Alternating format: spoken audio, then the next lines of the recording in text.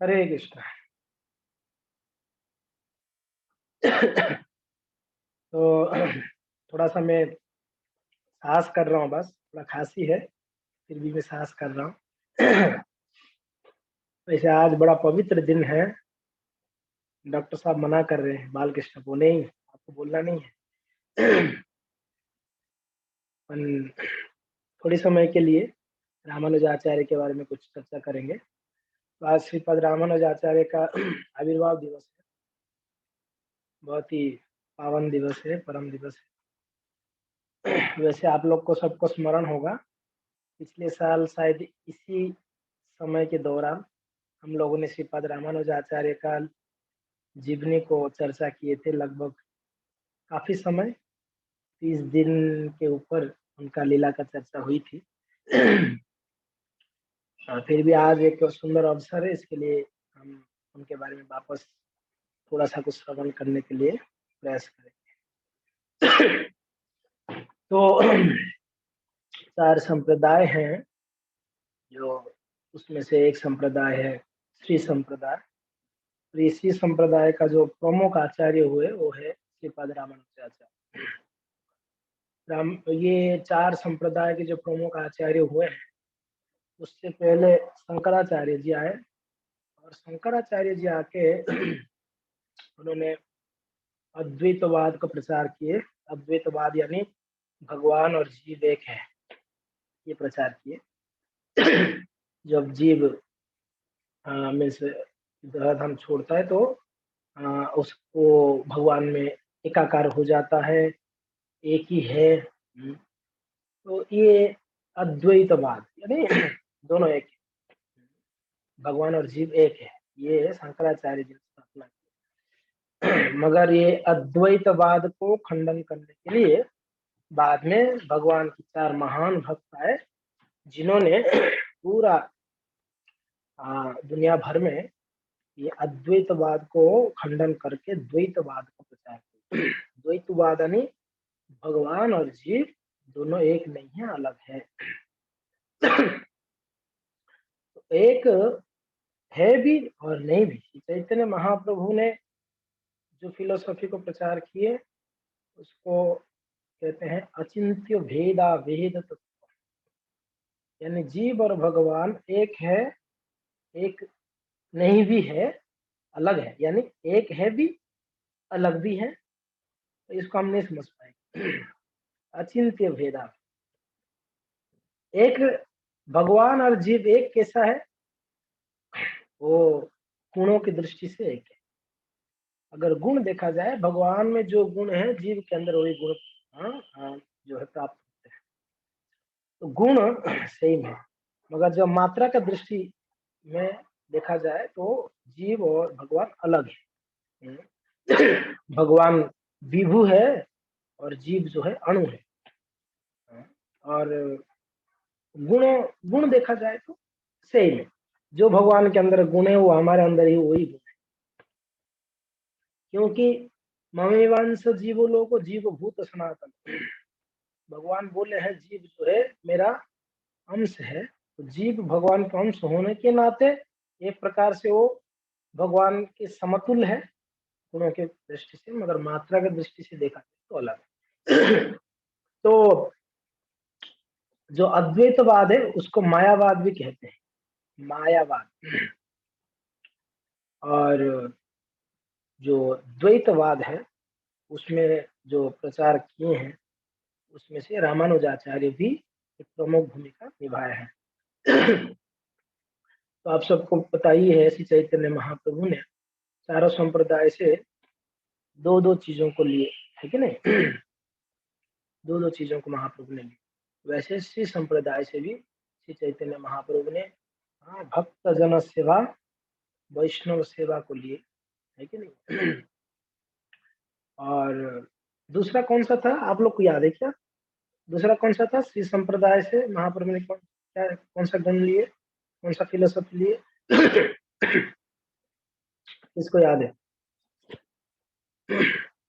एक भक्त जन सेवा, वैष्णव सेवा, दूसरा निरंजन को आपको स्मरण है? दूसरा कौन सा है श्री संप्रदाय से? सभी नोट पलटा रहे हैं, बहुत पुराना नोट है, आप लोग पलटाओगे भी तो आपको मिलेगा नहीं अचानक से। गेटी वार्षिक नहीं, हमारी माता जी कौन सा था वो? अनन्य भक्ति। हाँ अनन्य भक्ति, धन्यवाद। हाँ जी, दो चीज लिए रामानुज संप्रदाय से, एक है अनन्य भक्ति और दूसरा है भक्त जन सेवा। अनन्य भक्ति यानी कृष्ण की बिना और कोई अन्य नहीं है। एक है कुरुनंदन, अकेला कृष्ण ही हमारा प्राण है, ठीक है। जो श्री संप्रदाय में वो लोग नारायण, लक्ष्मी नारायण की पूजा करते हैं, इसलिए उनके लिए नारायण ही सर्वश्रेष्ठ है। इसके अलावा और कोई ही शरण लेने की योग्य नहीं है, ये अकेला शरण देने वाले हैं वो भगवान।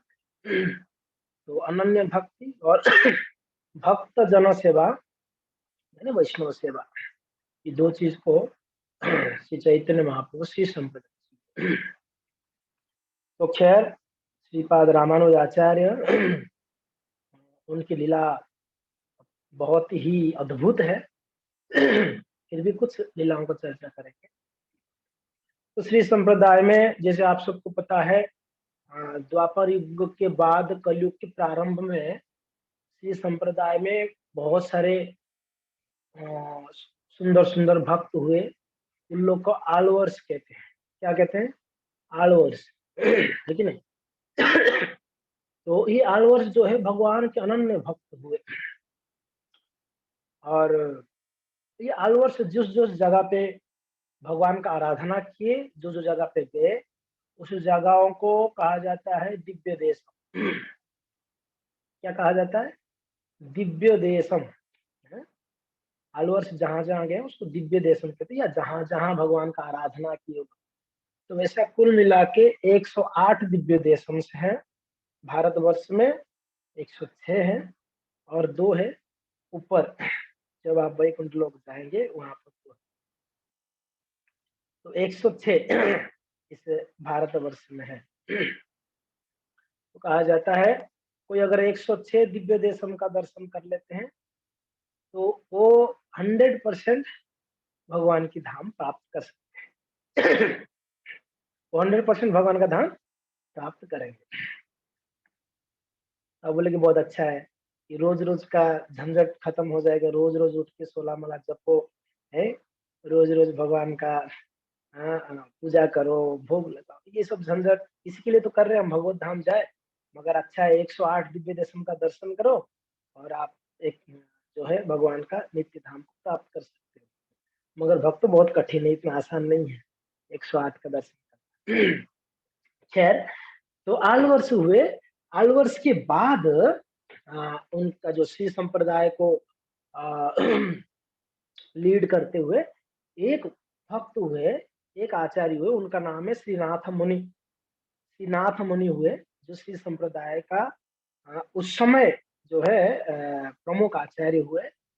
और ये श्रीनाथ मुनि भगवान का अनन्य भक्त, उनका एक पुत्र थे। किनका? श्रीनाथ मुनि का एक पुत्र थे, उनका नाम है ईश्वर मुनि।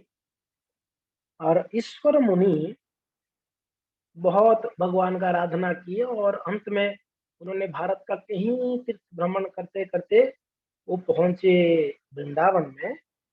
और वृंदावन में जब गए वहां पर यमुना में स्नान किए और प्रार्थना किए, तो यमुना महारानी की कृपा से उनको एक पुत्र हुआ। उस पुत्र का नाम नाथ मुनि ने यामुना रखे। क्या रखे? यामुना, क्योंकि ना यमुना महारानी की कृपा से उनका एक संतान हुआ। तो ये यमुनाचार्य की एक शिष्य हुए, सन्यासी शिष्य। उनका नाम है श्री शैलपूर्ण। आप लोग याद कर रहे हैं ना नाम, सारे नाम। नाथ मुनि, नाथ मुनि का पुत्र हुए ईश्वर मुनि। ईश्वर मुनि के पुत्र हुए यमुना, यमुनाचार्य जो श्री संप्रदाय का आगे जाकर आचार्य बने। और ये यमुनाचार्य का एक सन्यासी शिष्य थे, इन्हीं सन्यासी शिष्यों में एक सन्यासी शिष्य थे जिनका नाम था श्री शैलपूर्ण।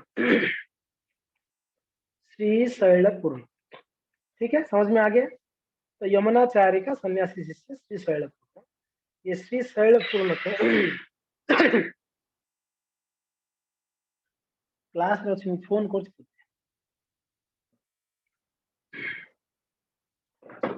तो श्री शैलपूर्ण की दो बहन थे। श्री शैलपूर्ण तो सन्यासी थे, वो तो विवाह नहीं किए उनकी दो बहन थे, सिस्टर। एक का नाम था कांतिमती, दूसरे का नाम है दीप्तिमती। श्री शैलपूर्ण की दो बहन थे, एक कांतिमती और एक दीप्तिमती। तो ये कांतिमती का विवाह हुआ केशवाचार्य, ब्राह्मण थे, आसुरी केशवाचार्य करके एक भक्त थे भगवान के, उनके साथ विवाह हुआ। उनका कोई संतान नहीं हो रहा था। बहुत वर्षों के बाद भगवान की कृपा से उनको एक संतान हुआ। लगभग 1017 में उनको एक पुत्र हुआ, और उसी के आसपास दीप्तिमती का भी एक पुत्र हुआ। ठीक है, तो कांतिमती का जो पुत्र हुआ उनका नाम श्री शैलपूर्ण ने रखा रामानुज। क्या रखे? रामानुज। और दीप्तिमती का जो पुत्र हुए उनका नाम रखे गोविंद। ठीक है, दीप्तिमती को एक पुत्र हुआ, कांतिमती को एक पुत्र हुआ। कांतिमती का पुत्र का नाम रखे रामानुज। रामानुज, राम का अनुज कौन है? लक्ष्मण है कि नहीं? वैसे रामानुजाचार्य लक्ष्मण का ही विस्तार है, लक्ष्मण का ही विस्तार है, उनका नाम रामानुज रखा गया। और जो दीप्तिमती थी उसका जो पुत्र हुआ उसको गोविंद रखे। और ये रामानुज और ये गोविंद यानी कांतिमती दीप्तिमती दोनों जो गांव में रहते थे, उस गांव का नाम है भूतपुरी। कहाँ रहते थे ये लोग? भूतपुरी करके दक्षिण भारत में एक गांव है, वहां पर रहते। ये कांचीपुरम से कुछ दूर में ही। तो अभी ये रामानुज और गोविंद धीरे धीरे बड़े हुए और भूतपुरी में रहते थे। और जैसे मैंने बताया, भूतपुरी के पास में जो है वरदराज जी का कांचीपुरम है। कांचीपुरम में एक महान भक्त रहते थे उस समय, उनका नाम है कांचीपूर्ण। क्या नाम है? कांचीपूर्ण। इनका तमिल नाम है तिरुपचनम्बी। ठीक है, ये बहुत ही अद्भुत प्रसिद्ध भक्त है, बहुत ही सुंदर भक्त है कांचीपूर्ण।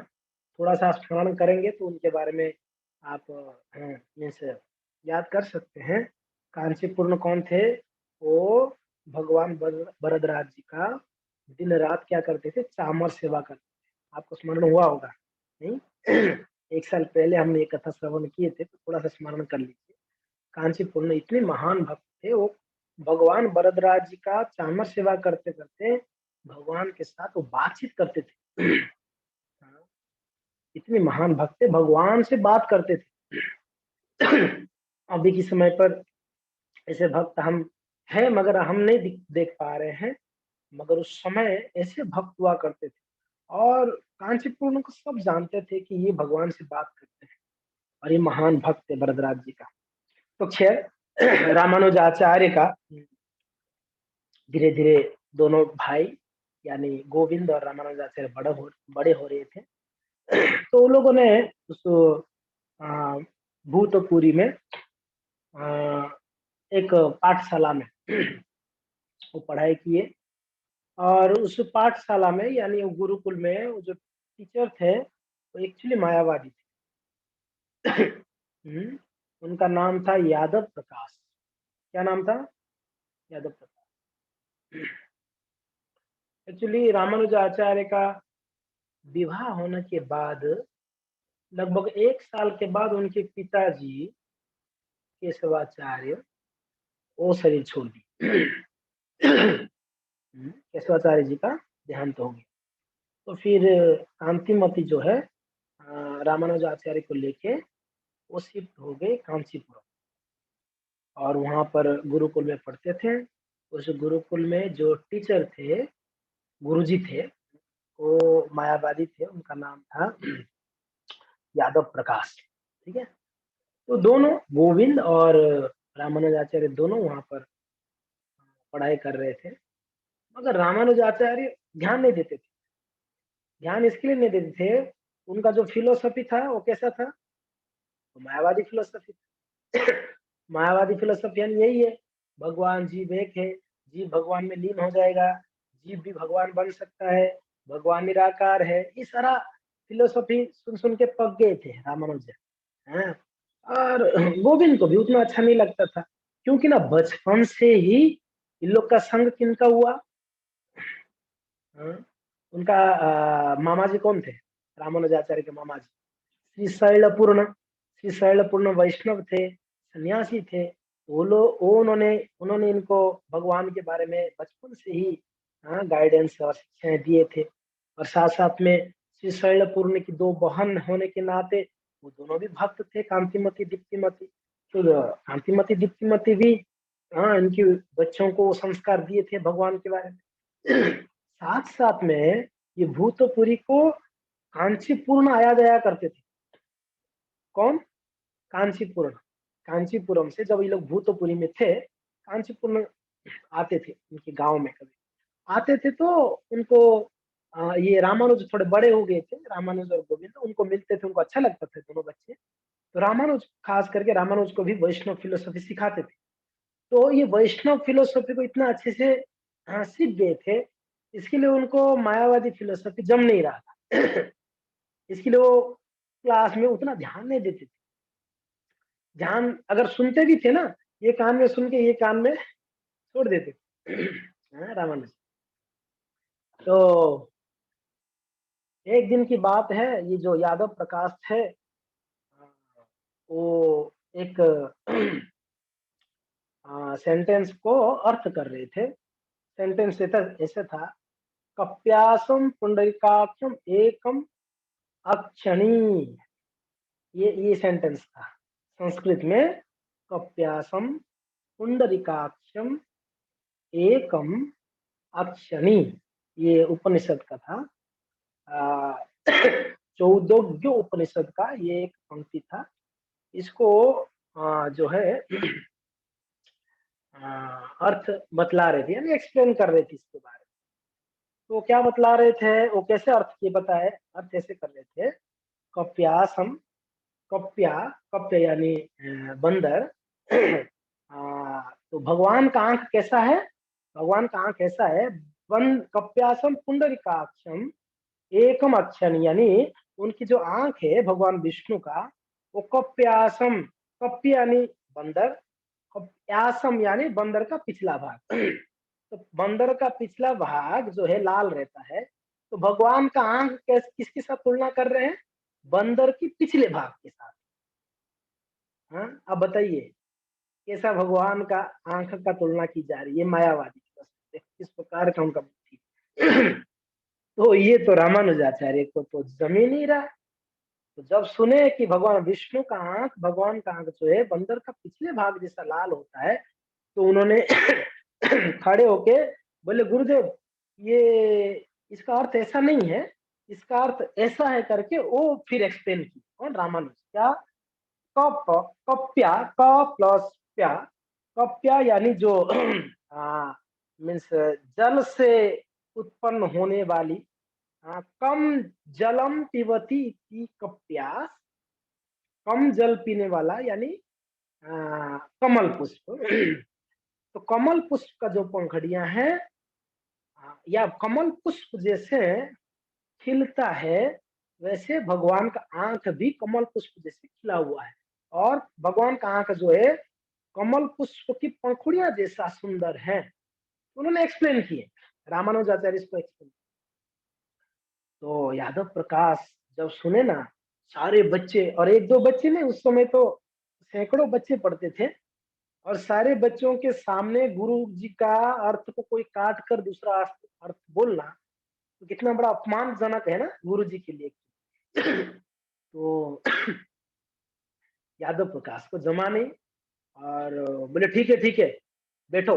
तो उस समय तो उनको कुछ बोल नहीं पाए, सबके सामने सारे बच्चे भी ताली बजाने लगे हरि बोल करके। तो इनको जमा नहीं, तो उन्होंने सोचा यादव प्रकाश, अगर ये लड़का और थोड़ा बड़ा होगा ना, ये मेरा बिजनेस को चौपट कर देगा। यानी ये सारे बच्चों को ये खुद पढ़ाने लगेगा, वैष्णव फिलोसफी पढ़ाएगा, तो ये हमारा मायावाद फिलोसफी पूरा ही खंडन कर देगा। तो इसके लिए इसको रहना ठीक नहीं है। क्योंकि ना ये वैष्णव फिलोसफी को बहुत अच्छे से जानता है, और ये बात यादव प्रकाश जानते थे कि वैष्णव फिलोसफी अच्छे से जानता है। तो ये एक बार नहीं, और भी कई बार यादव प्रकाश को क्लास में टोकते थे रामानुजाचार्य। इसके लिए नहीं टोकते थे कि उनको अपमानित करना है, इसके लिए रोकते थे कि ये मायावाद फिलोसफी ऐसा नहीं है, शास्त्र ऐसा कहना चाहता है। वैष्णव फिलोसफी बता। तो यादव प्रकाश क्या किए, सारे शिष्यों को बुलाए, एक बार बुला के एक इष्टोगोष्ठी रखे, मीटिंग। उस मीटिंग में रामानुजाचार्य और गोविंद को नहीं बुलाया गया, ये दो भाई थे ना, उनको नहीं बुलाया। और इष्टोगोष्ठी में प्लानिंग क्या की पता है? प्लानिंग ये की है, देखिए ये जो रामानुज है ना, ये हमारे लिए बड़ा खतरा है, ये हमारा फिलोसफी को तोड़ रहा है, काट रहा है, और वैष्णव फिलोसफी को बता रहा है। तो इसके लिए हमको किसी भी हाल में क्या करना है, रामानुज को रास्ते से हटाना है। बस उसको खत्म करना है। तो सारे शिष्य लोग पूछे, गुरुदेव आप बताइए कैसे क्या करें? तो बोले एक प्लान है, हम क्या करते हैं, तीर्थ यात्रा में चलते हैं, तीर्थ यात्रा के दौरान कहीं पर ऐसे मौका मिलेगा तो रामानुज को हम समाप्त कर देंगे, खत्म कर देंगे। देखिए कैसा गुरु होगा, अपने शिष्य को बद्ध करने के लिए, मारने के लिए प्लान कर। ये है स्वार्थी। आजकल इतना स्वार्थी लोग हैं, अपना इंद्रिय तृप्ति में अगर बाधा आती है तो वो देखते नहीं कि शिष्य है, गुरु है, पति है, पत्नी है, माता है, भाई है, नहीं देखते हैं। बस अपना स्वार्थ को पूरा करने के लिए दूसरों को मारने तक की तैयार हो जाए। तो यहाँ पर तो देखो एक गुरु शिष्य का संबंध कितना अद्भुत होता है, कितना शुद्ध होता है, कितना प्योर होता है। फिर भी यहाँ पर यादव प्रकाश क्योंकि वैष्णव नहीं थे, इसके लिए वैष्णव होना बहुत जरूरी है। इसलिए जब बताया जाता है शास्त्रों में गुरु का क्वालिफिकेशन क्या होनी चाहिए, उसमें सर्वप्रथम आता है गुरु जो है वो कृष्ण भक्त होना जरूरी, वैष्णव होना जरूरी है गुरु को। अगर वैष्णव नहीं होगा, उनमें 100% स्वार्थ होगा। आप देखिए आजकल जो गुरु पूर्णिमा मनाते हैं, तो किनका पूजा होती है? तो गुरुओं का पूजा होती है, और वो गुरु अपना पूजा स्वीकार करते हैं, दक्षिणा स्वीकार करते हैं, और उसमें खुद भोग करते हैं, है कि नहीं? और उनका उद्देश्य ऐसा नहीं कि गुरु शिष्यों का कल्याण हो जाए, नहीं, उनका कोई ऐसा उद्देश्य नहीं। उनका उद्देश्य यही है, मेरा बैंक अकाउंट भर जाए, मेरा बीवी बच्चे अच्छे रहें, बस ये। जो स्वार्थी है वो गुरु नहीं बन सकता है, जो स्वार्थी है वो कभी गुरु नहीं बन सकता। तो श्रील प्रभुपाद महाराज इस प्रकार करते तो आज हम लोग शायद ही पता नहीं कि कहाँ रहते हैं। आज अद्भुत भाव देखिए, भक्त घर में बीमार है और उन भक्तों के लिए भक्त लोग मिलकर जप कर रहे हैं, तप कर रहे हैं, उनके लिए अध्ययन कर रहे हैं, उनके लिए प्रार्थना कर रहे हैं, उनके लिए आरती कर रहे हैं, उनके लिए भगवान का पूजा कर रहे हैं। ये सब किसकी दया है? प्रभुपाद जी से एक महान आचार्य हुए जिन्होंने ये शिक्षा दिए, और उनकी शिक्षाओं में जो भी भक्त आज तक, प्रभुपाद जी जाके लगभग 50 साल से ऊपर हो गए, आज तक उनकी शिक्षाओं को जो पालन कर रहे हैं वो सभी शुद्ध है। और प्रभुपाद जी कहा करते थे, जो मेरे आदेशों को उपदेश को पालन करते हैं, यानी जो चैतन्य महाप्रभु को, मेरा आदेश उपदेश यानी चैतन्य महाप्रभु का आदेश उपदेश। और चैतन्य महाप्रभु का आदेश क्या है? प्रभुपाद जी के ही लेक्चर्स में कहते हैं, हमारा ज्ञान गुरु अय्या जा रहे देश, जा रहे देखो तारे को कृष्णों को। बस सभी को कृष्ण भक्ति में जोड़िए, आप गुरु हो जाएंगे, प्रभुपाद जी कहा कर। तो खैर भक्तों, यादव प्रकाश यहाँ पर प्लान किए रामानुजाचार्य को बद्ध करने के लिए। ये लोग नॉर्थ इंडिया, उत्तर भारत यात्रा के लिए अनाउंस किए कि उत्तर भारत यात्रा में चलते हैं। चले ना उत्तर भारत यात्रा, ठीक है। तो यादव प्रकाश और सारे शिष्य मिलकर उत्तर भारत के लिए निकले और कहीं जगहों में उन्होंने दर्शन आदि किया। उत्तर भारत में आप जानते हैं बहुत सुंदर सुंदर जगहें हैं। भगवान रामचंद्र जी का अयोध्या है, अयोध्या से चित्रकूट, ये सब दर्शन करते करते करते गंगा जी में पहुंचे, गंगा जी का स्नान आदि किए। तो एक जगह पे विंध्य पर्वतमाला आदि, विंध्य पर्वतमाला के आसपास एक्चुअली वो लोग शाम को रुके थे और लगभग लगभग अंधेरा हो रहा था। तो गोविंद जो था ये सुन लिया। गोविंद भी था क्योंकि ना वो भी तो छात्र ही था और गोविंद रामानुजाचार्य का भाई है, कजन भाई है। तो ये लोग बात कर रहे थे कुछ शिष्य, गोविंद सुन लिया। क्या सुना? ये लोग का प्लान था आज रात को रामानुजाचार्य को समाप्त किसी भी हाल में। तो ये गोविंद को सुनाई पड़ गया। तो गोविंद बोले बाप रे बाप, इतना बड़ा प्लान रामानुज को मारने के लिए। तो उन्होंने तुरंत गए रामानुज के पास जाके उनको साइड में लेके बोले हे रामानुज, आप शीघ्राति शीघ्र यहाँ से आप भाग जाओ।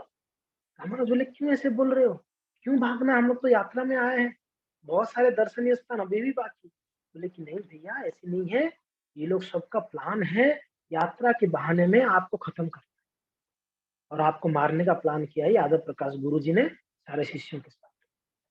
ये सुन के तो रामानुजाचार्य के ऊपर वज्रपात जैसे, गुरु जी मुझे मारने के लिए, मैंने क्या अनिष्ट किया उनके लिए, तो समझ में नहीं आ रहा था रामानुज। और ज्यादा एज नहीं था रामानुजाचार्य को, 14-16 साल हुआ होगा और कितना हुआ होगा जो गुरुकुल में पढ़ रहे थे। तो खैर रामानुजाचार्य जब सुने ये बात बहुत दुखी हुए बात को सुनकर। सरल थे, जो सरल होते हैं ना वो कपटता को समझ नहीं पाते। सरल भक्त को आप कितना भी उनके पीछे आगे प्लानिंग करते रहो कपटता उनके बारे में, वो विश्वास नहीं करेंगे, इतने सरल होते हैं भक्त। रामानुज इतना सरल थे हृदय से, वो तो इसको एक्सेप्ट ही नहीं कर पा रहे थे, उस बात को पचा नहीं पा रहे थे, गुरु जी ने मुझे क्यों मारने के लिए प्लान करेंगे। गोविंद आप गलत सुना होगा, आप और कुछ सुना होगा, आप गलत सोचते हो। बोले नहीं नहीं मैंने एकदम क्लियरली सुना, वो लोग ने प्लान किया आपको मारने के। और गोविंद ने बोला आप किसी भी हाल में यहाँ से आप निकलिए और आप चले जाइए यहाँ से बस। तो रामानुज बोले ठीक है। अंधेरा हो रहा था, उस पहाड़ी रास्ता देते हुए, जंगल रास्ता देते हुए, नदी कांटा हाँ कि रास्ता होते हुए बस निकल गए। रामानुज पीछे भी नहीं देखे, निकल गए। तो रात को ये लोग सब ढूंढने लगे रामानुज को, क्योंकि ना रामानुज को किसी भी हाल में लोग उस दिन रात प्लानिंग किया था मारने के लिए, तो ये लोग ढूंढ रहे थे। रामानुज नहीं दिख रहे। गोविंद को पूछे अरे गोविंद रामानुज को देखा? गोविंद बोले कि नहीं मुझे भी नहीं दिखा शाम से। तो गोविंद को पता था वो भाग गया है, और गोविंद बोला मुझे नहीं पता है। तो गुरुजी थोड़ा खुश हुए, बोले चलो अच्छा है हमारे ऊपर पाप नहीं आया, हम मारने वाले थे, अच्छा हुआ है कि वो अपने आप ही मर गया कहीं। बच्चे लोग बोले कि गुरुजी हो सकता है ये घना जंगल में कहीं गया होगा शौच आदि करने के लिए, कोई बाघ हो या कोई चीता हो, कोई खा गया होगा जंगल में, क्योंकि ना वो लोग रात को कहीं टेंट लगा के रात को रुके थे नदी के तट पर। तो वो लोग ऐसे ही सोचे, यादव प्रकाश भी यही सोचे चलो अच्छा ही हुआ जो भी हुआ, हम लोग को पाप नहीं लगा, मारने का पाप नहीं तो हमको लगने वाला था। और रामानुज वहां से चलते चलते पीछे नहीं देखे, वो सोचे आज रात कैसे कैसे करके इस जंगल के रास्ते से और निकल जाऊं और सुबह देखा जाएगा।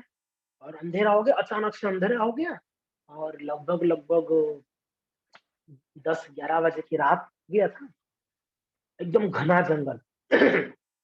ऐसा कभी परिस्थिति तो हमारा नहीं आया होगा ना, एकदम घना जंगल में रात को 10 बजे अकेले। आप सोचो रामानुज आचार्य, तभी आचार्य नहीं थे रामानुज, हाँ तो अकेले थे, बिल्कुल भय नहीं था। अभय, शिल प्रभुपाद जी का नाम क्या है, अभय चरणारविंद। जो भगवान के चरण कमलों का आश्रय करते हैं वो बिल्कुल अभय रहते हैं, उनको कोई भय नहीं होता है। तो इस प्रकार से रामानुजाचार्य बिल्कुल भय नहीं था उनका, छोटा बालक थे 10-12-13 साल का। तो उन्होंने सोचा ठीक है, अभी तो अंधेरा हो गया, अभी रास्ता भी दिख नहीं रहा है, तो एक काम करता हूँ यहीं कहीं मैं आश्रय लेता हूँ, मैं सो जाता हूँ, सुबह उठ के चला जाऊंगा। ऐसे उन्होंने विचार किया, क्योंकि रात अंधेरा था, थोड़ा भी दिखता तो कैसे कैसे चले जाते, मगर अंधेरा होने के नाते उनको कुछ दिख नहीं रहा। तो एक पेड़ के नीचे बैठे, तो देखिए भक्तों, भगवान का कितना कृपा है भक्तों के ऊपर। रामानुज बैठे थे, तो एक पति पत्नी आके बोले कि बेटा, देखिए घना जंगल में कोई नहीं, एक पति पत्नी आके बोलते हैं कि बेटा, तू इतना घना जंगल में आधे रात को यहाँ क्या कर रहा है? तो इन्होंने बोला कि ऐसा ऐसा है, मैं गुरुजी के साथ में आया था अ, तीर्थ यात्रा में, मगर मुझे पता चला मेरे गुरुजी मुझे मारने के लिए प्लान कर रहे थे, तो मैं इसके लिए भाग आया, और बस आज रात कैसे कैसे यहाँ बिता दूं, कल सुबह में चल चलूंगा।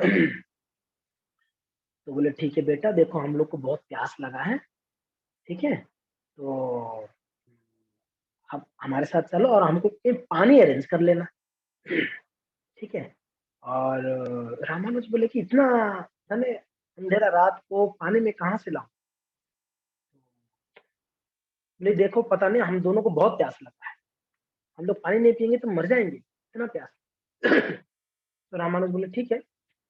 तो ऐसे बातचीत करते करते धीरे धीरे धीरे भोर हो रहा था, रात भर इन लोगों ने बातचीत किया, अभी भगवान के साथ पता ही नहीं चला।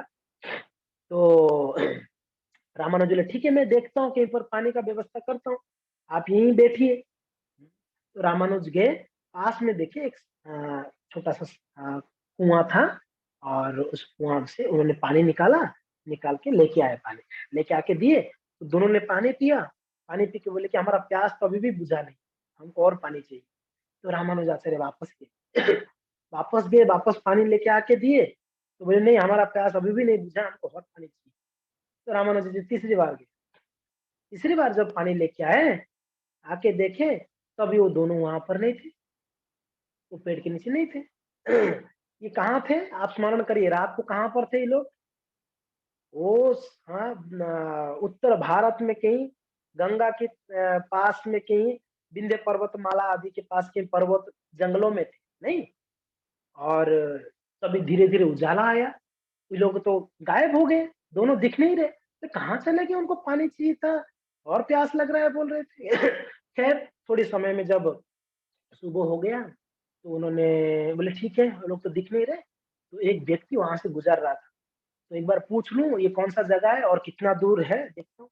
तो व्यक्ति को बुला के पूछे कि भाई साहब, ये मुझे कांचीपुरम जाना है, मुझे रास्ता बता सकते हैं कैसे जाना है? ध्यान दीजिएगा, रात को ये लोग चला नहीं था, रात को उस जंगल में रुके थे, ठीक है।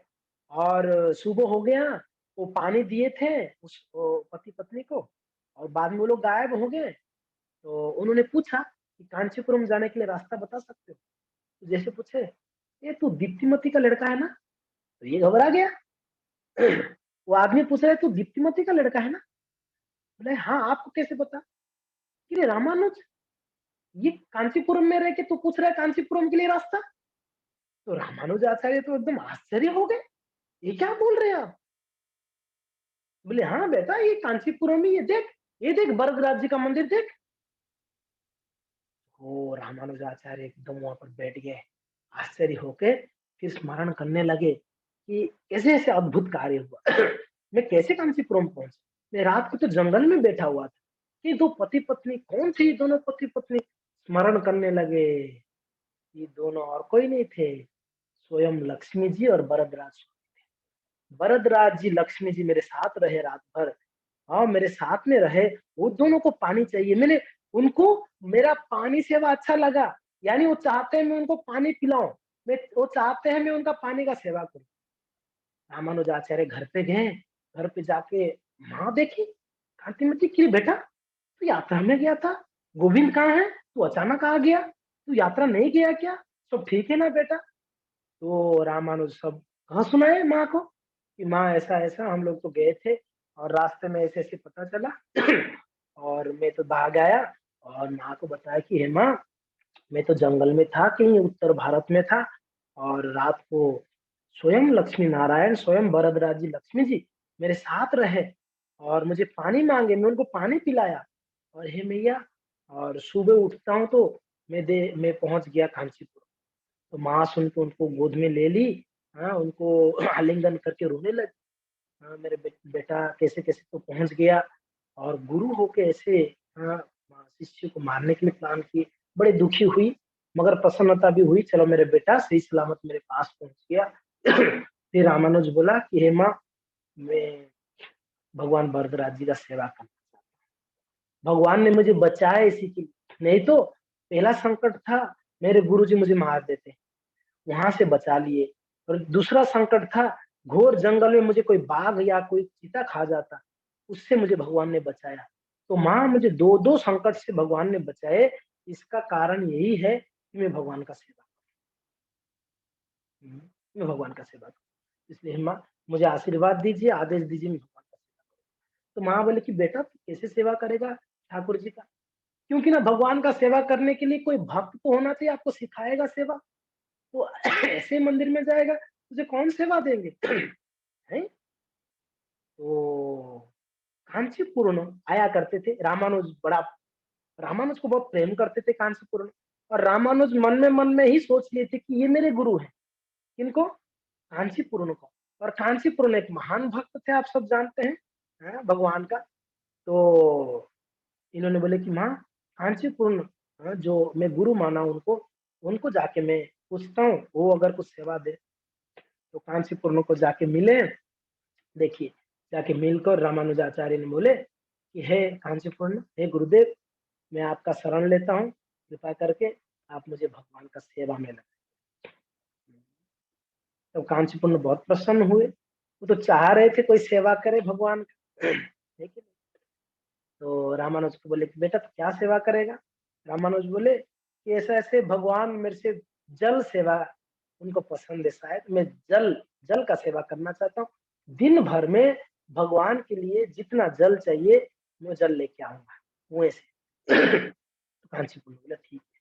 तो तब से लेके रामानुजाचार्य भगवान भरद्वाज की सेवा में लग गए, रोज जाते पानी लेके आते कुएं से और भगवान की, हाँ, जो है किचन में देते।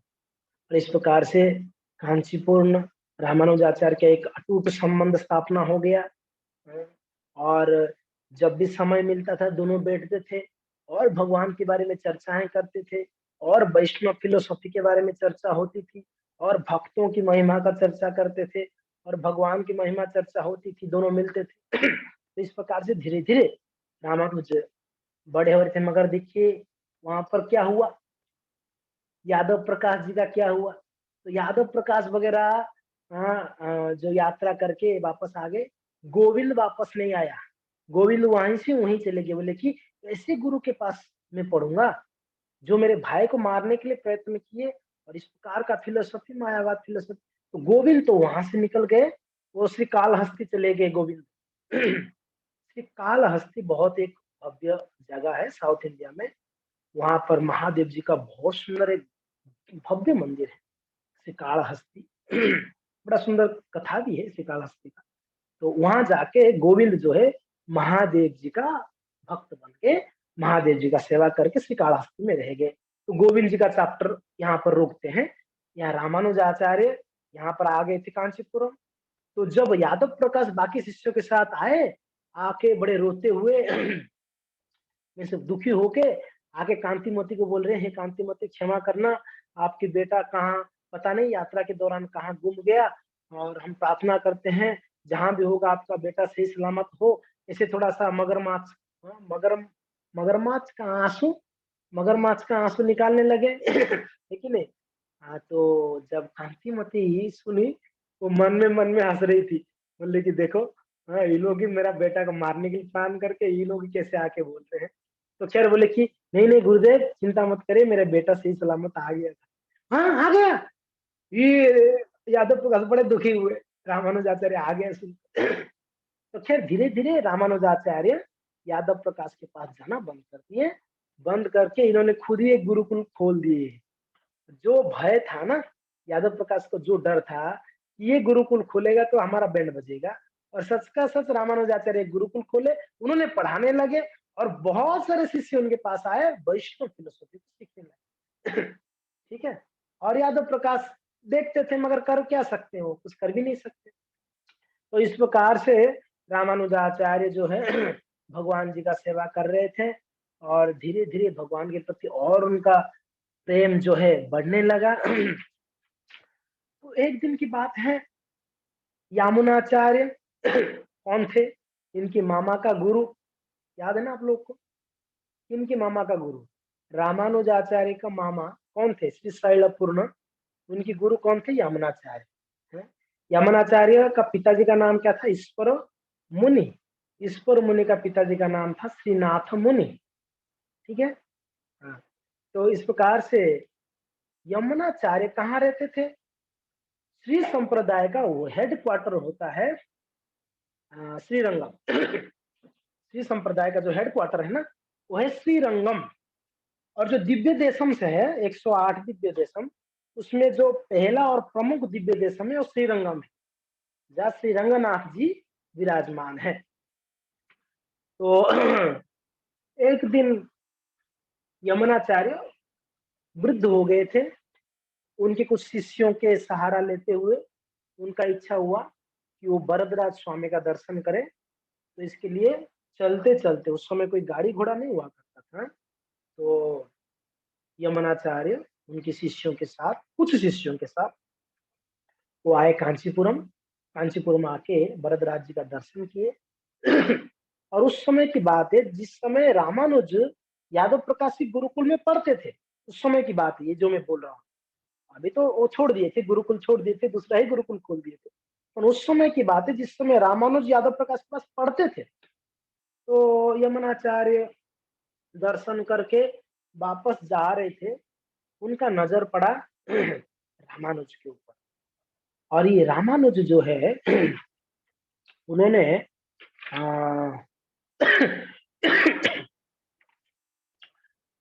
एक वैष्णव फिलोसॉफी के ऊपर एक लेख लिखे थे उस समय। वो लेख बहुत प्रसिद्ध हुआ था और वो श्रीरंगम तक पहुंचा था वो लेख। उन्होंने एक लेख लिखा था वैष्णव फिलोसॉफी के ऊपर। लेख होता है ना, एक लेख लिखे तो वो श्रीरंगम तक पहुंचा था। और यमुनाचार्य वो लेख पढ़कर बहुत ही प्रभावित हुए थे। कौन है ये लिखा, इतना अद्भुत लिखा है उन्होंने वैष्णव फिलोसॉफी के ऊपर, इनसे मिलना है। उनके मन में ऐसे था कि इनको मिलना है, और मन में ही था हृदय में कि ये मेरा शिष्य हो जाता ना, मैं श्री संप्रदाय का पूरा कार्यभार इनको दे देता मैं। क्योंकि ना इतना बढ़िया जो है वैष्णव फिलोसॉफी और कौन हो सकता है जानने वाला, उस समय और इतना अच्छे से जानने वाला कोई था नहीं। तो खैर उनके मन में इच्छा था, कई साल पहले की बात है। तो एक समय जैसे कांची वरदराज जी का दर्शन करके जा रहे थे, तो उन्होंने देखा रामानुज खेल रहे थे गुरुकुल में ही। एक्चुअली यादव प्रकाश थोड़ा एज था, तो वो रामानुज की कंधे के ऊपर हाथ डालकर और एक शिष्य कंधे के ऊपर हाथ डाल के जा रहे थे।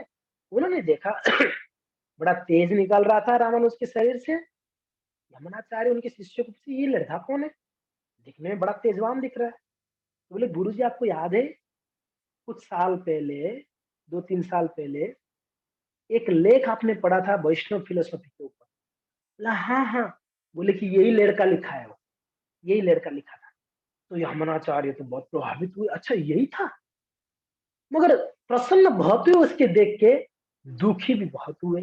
बोले कि ये मायावादी गुरु के पास क्या कर रहा है, ये वैष्णव फिलोसॉफी जानने वाला है मायावादी फिलोसॉफी के पास, मायावादी फिलोसोफर मायावादी गुरु के पास क्या कर रहा है।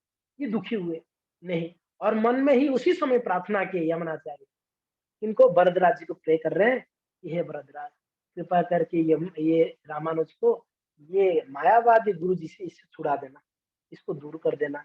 ये मायावादी फिलोसफी बड़ा खतरनाक है। मायावादी भाष्य सुन ले हो सर्वनाश। लेकिन मैं आपको इस बात को कहें, मायावादी का भाष्य अगर कोई सुनता है सर्वनाश हो जाता है। तो खैर यमुनाचार्य ने भगवान से प्रार्थना की और कुछ दिन के बाद ही ऐसा हुआ, उन्होंने गुरुकुल छोड़ भी दिए थे उनकी कृपा से। और रामानुजाचार्य यमुनाचार्य के बारे में सुने थे। किनसे सुन रहे थे? कांचीपूर्ण से सुनते थे। कांचीपूर्ण बोलते थे कि बेटा अभी श्री संप्रदाय का जो प्रमुख जो आचार्य है वो यमुनाचार्य है, महान भक्त है, भगवान का अटूट भक्त है, अनन्य भक्त है। तो उनका गुणगान सुनते सुनते रामानुज के मन में ये मीन्स वो सोच लिए थे कि मैं हो ना हो मैं इनको गुरु बनाऊंगा। किनको? यमुनाचार्य। ये मन में उनका यमुनाचार्य रामानुज के मन में था कि मैं यमुनाचार्य को मिलूंगा, उनको गुरु बनाऊंगा। तो यमुनाचार्य भी देखे थे तो उनके मन में भी था इनको शिष्य बना। ये होता है गुरु शिष्य का क्या है संबंध। गुरु शिष्य का संबंध एक जन्म का नहीं होता है, कई जन्म जन्मांतर का संबंध होता है। जब प्रामाणिक गुरु सब शिष्य को देखते हैं या शिष्य प्रामाणिक गुरु को देखता है तो वो पहचान लेते हैं कि ये मेरा गुरु है। गुरु पहचान लेते ये मेरा शिष्य है। तो ये कोई ऐसा साधारण संबंध नहीं होता, ये कई जन्मों का संबंध होता है। तो खैर रामानुज ने यहाँ पर जो है भगवान का सेवा बड़े प्रेम से कर रहे थे और वहां पर यमुनाचार्य धीरे धीरे बूढ़े हो रहे थे, वृद्ध हो रहे थे। तो एक समय की बात है भक्तों, यमुनाचार्य बहुत बीमार पड़ गए और उनको लगा कि अभी बस। और उस समय लगभग लगभग 100 साल हो रहा था, 100 years। तो बहुत ज्यादा वृद्ध थे। तो उनको लग रहा था कि शायद अभी मुझे परम पद प्राप्त होगी। श्री संप्रदाय में वैकुंठ जाने को परम पद प्राप्त कहते हैं। परम पद यानी भगवान का चरण कमलों को प्राप्त किया, वैसे कहते हैं श्री संप्रदाय। कोई अगर उनकी वैष्णव शरीर छोड़ते हैं तो कहते हैं परम पद को प्राप्त किया उन्होंने, यानी भगवान के चरण कमलों को प्राप्त किया। तो खैर यमुनाचार्य बीमार थे, उनको लग रहा था कि कहीं मैं शरीर छूट ना जाए। तो उनके शिष्यों को बुला के बोले कि मेरा एक छोटा निवेदन है, अंतिम निवेदन है। बोले क्या गुरुजी बताइए। ना कांचीपुरम से रामानुजाचार्य को बुला के लेके आना, मैं उनसे मिलना चाहता हूँ, मैं जाने से पहले। किनका इच्छा था ये? यमुनाचार्य का। वो ऐसे सोचे। तो एक बार तो बीमार पड़े थे, वो लग रहा था सब लोगों की वो अभी चले जाएंगे। मगर क्या हुआ, वो सारे वैष्णव श्री रंगनाथ जी के पास जाके बहुत प्रे किए, हे भगवान आप हमारे गुरुदेव को मत लीजिए, प्लीज हमारे गुरुदेव को हमारे साथ रखिए, हमको कौन गाइड करेगा, हमको कौन शिक्षाएं देगा। तो रंगनाथ जी को बहुत प्रे करने के बाद यमुनाचार्य स्वस्थ हो गए। लग रहा था यमुनाचार्य चले जाएंगे, इतना बीमार थे। मगर जैसे ठाकुर जी से प्रे किए, भगवान उनको रोक दिए। ठीक है, ओके, मंजूर है आपका प्रार्थना। तो इसके लिए भक्तों, जो हम भगवान से प्रार्थना करते हैं दूसरों के लिए, खुद के लिए नहीं। पता नहीं खुद के लिए करेंगे तो भगवान सुनते भी होंगे, उतना ध्यान नहीं देंगे। देखो इतना स्वार्थी अपने लिए ही मांगता रहता है। मगर हम अगर दूसरों के लिए जब प्रार्थना करते हैं ना, वो प्रार्थना भगवान 100% सुनते हैं, अगर हृदय से आप करोगे किसी दूसरे भक्त के लिए। तो इसके लिए खुद के लिए प्रार्थना छोड़कर करना है दूसरों के लिए। और तब भगवान देखिए, दूसरों के लिए जब प्रार्थना करते हैं उसमें दो फायदा है। एक तो जिनके लिए प्रार्थना करते हो उनको बहुत कृपा करते हैं ठाकुर जी। दूसरा, आप उनके लिए किया करके आपको ज्यादा कृपा करते हैं ठाकुर। बोले देखो ये कितना इसके हृदय में जो है प्रेम है दूसरे भक्तों के लिए। ये जो दूसरों के लिए प्रार्थना कर रहा है, खुद का स्वास्थ्य छोड़कर, खुद का घर छोड़कर, खुद का सारा तकलीफ को झेल कर दूसरों के लिए प्रे कर, तो भगवान बहुत प्रसन्न होते हैं और प्रार्थना सुनते हैं। भक्तों ये हमारा भी अनुभव है, आप सबका भी अनुभव होगा। आप अगर सच्चे दिल से भगवान के पास किसी दूसरे भक्त के लिए प्रे करोगे, 100% भगवान इसको सुनते हैं। हमने कई बार इसका अनुभव भी किया है। और हमने ये भी अनुभव किया, जब हम खुद के लिए प्रार्थना करते हैं हम हमेशा फेल होते हैं, कभी नहीं सुने भगवान। तो इसके लिए प्रे करना चाहिए, दूसरों के लिए। तो वैसे ही सारे वैष्णव जो प्रे किए इनको रंगनाथ जी को, तो रंगनाथ जी ने स्वस्थ कर दिए यमुनाचार्य। तो कुछ समय के लिए यमुनाचार्य बहुत स्वस्थ रहे, 6 महीना 1 साल। मगर यमुनाचार्य को पता था मैं ज्यादा दिन नहीं रहने वाला हूँ, मैं ज्यादा दिन नहीं रहने वाला हूँ। वापस कुछ समय के बाद बीमार पड़ गए, वापस कुछ समय के बाद बीमार पड़े। जैसे यमुनाचार्य बीमार पड़े तो यमुनाचार्य बहुत ज्यादा बीमार पड़े। अभी यमुनाचार्य प्रे कर रहे हैं भगवान से कि हे रंगनाथ, कृपा करके मुझे 8 दिन का समय दीजिए। कितना दिन? 8 days। मुझे 8 दिन तक मुझे समय दीजिए, उसके बाद मैं आ जाऊंगा आपके पास। रंगनाथ जी बोले कि ना यमुना, ऑलरेडी बहुत टाइम हो गया, आपको एक बार मैं ऑलरेडी टाइम दिया था।